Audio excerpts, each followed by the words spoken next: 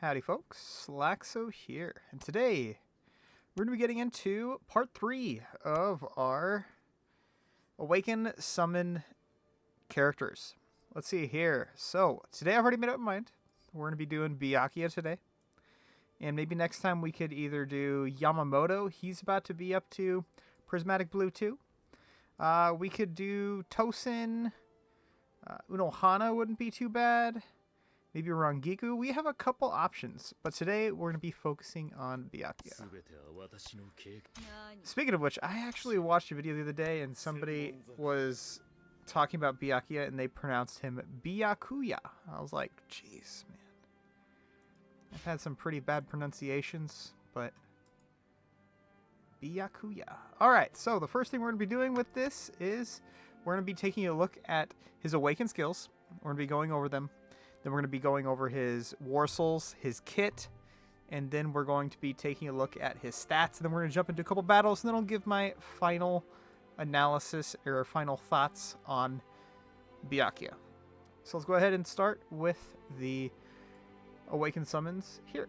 Alright, so at 2 runes, 2 legendary runes, we get Mastery Skill proc chance is increased by 10%. The chance for Mastery Skills to dispel all buffs from target is increased to 100%. So 100% chance to get rid of every single buff, which is pretty good. And with 6 runes, we're looking at rage attacks inflict 2 additional stacks of bleeding on targets for 2 rounds. So that is 3 stacks of bleeding now. So we inflict 3 stacks of bleeding with his rage skills. And the last thing we get from 6 Awaken runes is, boom, right here. Attributes, 30-30. We get an extra 10%. If we go to one of these characters, we'll see 20-20-20. So if we go to Byakuya with 3 legendary, he gets an extra 10 attack, HP, and defense, which is pretty good. That's a pretty nice little chunk. All right, next up, let's go ahead and take a look at his kit.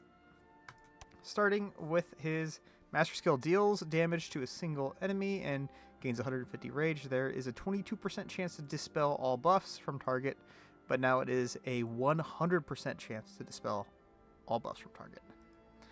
Next up is the Rage Skill, deals damage to all enemies and applies the duel effect. Inflicts a bleed effect on the target for 2 rounds.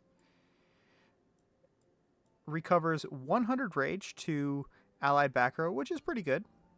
If their targets killed by this skill, a certain amount of self HP will be recovered based on the number of killed targets. That is a pretty good amount because, I'm sorry, it's not bad because early game Byakuya is probably the strongest damage unit you will have as soon as you start the game. I do suggest people starting brand new to spend just $1 to get Byakuya. He's such an insane unit to start the game off with. He'll help you out a lot, but yeah, especially early game, his rage skill does a pretty good amount of damage. Moving on to his passive here, when he is alive, he decreases the attack of male enemies. Once a target dies, his attack is increased by 5%. This can stack up to 10 times. 10 times once a target dies. I'm thinking, since it's a target, Ally Soul Reapers deal 8% more damage. I'm assuming this is both enemies and allies alike, because how could it stack up to 10 times if somebody dies unless they die and come back? Which, I mean, is a thing, but that's not considered dying. It's just considered staying alive and surviving. So with that, this can stack up to 10 times. Ally Soul Reapers deal 8% more damage. 8% more damage is pretty good, but Soul Reapers, you know, most characters are Soul Reapers, but still. Alright, that is his kit. Let's go ahead and take a look here at some Warsouls, and then we will look at his numbers here. But, Warsouls. So, just the base Warsoul. So since you get him early game, there isn't much like great Warsouls you can use. I suggest using him as more of a tank the later you go into the game. So I'd probably put on like Warsoul of Armor, for example, if I were to use him. I've kind of outgrown him personally, so I don't really use him. But early game, if you're trying to build him, honestly, toss on damage. He's probably going to be your best damage unit. Vigilance wouldn't be bad. What else we got? If you just want to use him to carry total Warsouls, that's totally cool too. Any kind of defensive Warsoul is not bad. Even Sandal Warsoul isn't bad on him. Honestly, Extravagant Warsoul isn't bad either, because when Byakuya gets hit, he's going to get hit pretty good. So getting that extra shield, that's not a bad play. But I do suggest just getting, something that'll reduce crits like this, Windchime Warsoul. And, I mean, Byakuya does heal a little bit, so it really wouldn't help him out that much, though. But, yeah, that's pretty much that. You could use Crimson on him, but his bleeds just don't do very much because they're based off of his attack. So, let's just toss on Warsoul of Wrath just to give... Actually, not Warsoul of Wrath. I'm going to be using him as more... you know what? Screw it. What's a good attack Warsoul? Good attack Warsoul. You know what? Let's just toss on the... Right here. Warsoul of Crimson. See what we could do with this. Max out this while I'm here. And then we'll take a look here at Character Warsouls. Character Warsouls is pretty much the same thing. Honestly, there's not too many great of options. You could use Smolder Warsoul, because he probably will die. Or you can just use him as like a buffing unit. Put on Warsoul of Soaring, put on Warsoul of Crescent, which is Ichigo and Zangetsu. You could toss on the Byakuya Warsoul of Vitality, because he's going to do that little bit of bleed damage. But that's pretty much that. I mean, once again, Peaceful Warsoul, pretty tanky. Any tanky Warsoul, pretty much Byakuya is one of those characters where you can toss on any Warsoul and you can make it work. So, with that, let's toss on Warsoul of Vitality just to get some good raw damage out of him. Moving on to stats here. So with stats, actually, let's take a look down here. As you can see, I don't really have the best hones on him. I'm trying to get his, shards right there. But, so, that's not too good. So it shouldn't affect his attributes too much. Crit chance, we're looking at about 50. Crit strength, 12. Damage reduction rate, 50%. That's very respectable. Block chance, 50%. Once again, very respectable. If you put on a tanky Warsoul, you could easily get these up to 70%, which is pretty good. Block strength, 9.5. Effect reduction, 23. Damage rate, 58.5. And there is no stat for bleed, but we could take a look here. Bleed is completely based off of his attack, 20%. So we'd be looking at, 50k bleeds plus all the other extra bleed damage we'd have. We'd probably be getting up to 80k, maybe 100k per stack of bleed. So with 3 stacks of bleed on all the enemies, we're probably looking at, let's just max it out, 300k damage of bleeds. Each 300k times 6, we're looking at 1.8 mil per stack of bleed, which is, it's respectable. It's respectable. Next up, we're looking at teams here. Let's go ahead and do some teams here. Okay. Attack formation. Let's go ahead and see what we could do for a team comp here. All right, so let's just mess around with this team here. I didn't really want to use any real late game units, and I didn't really want to put any super duper strong units on my team. So as you can see, I have Unohana, 2 Ulquiotas. We get both Ulquiotas very early, so that's not too big of a deal.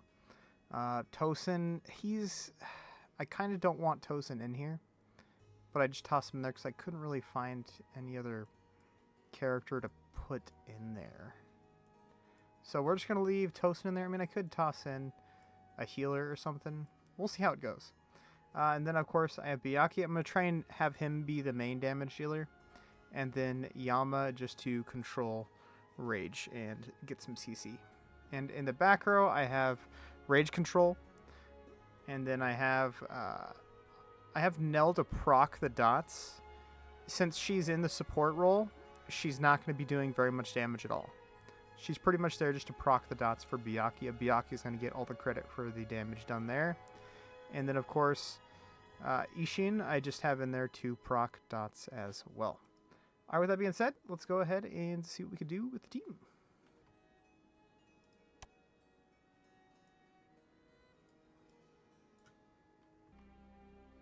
All right, so I got a battle here for y'all. Let's take a look.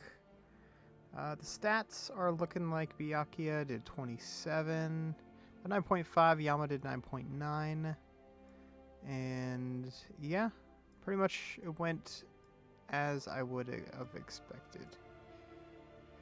All right, let's go ahead and hop into the battle here.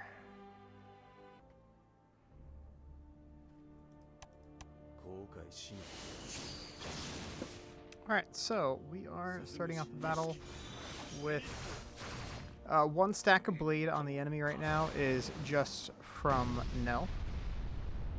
And I did put it kind of backwards. I was wrong. I wasn't supposed to have Ishin here. I was supposed to drop Nell down to third spot so she could proc the bleeds. But got it mixed up. I could have put another character in here that would have been a little better, but it is what it is. Still worked out fine.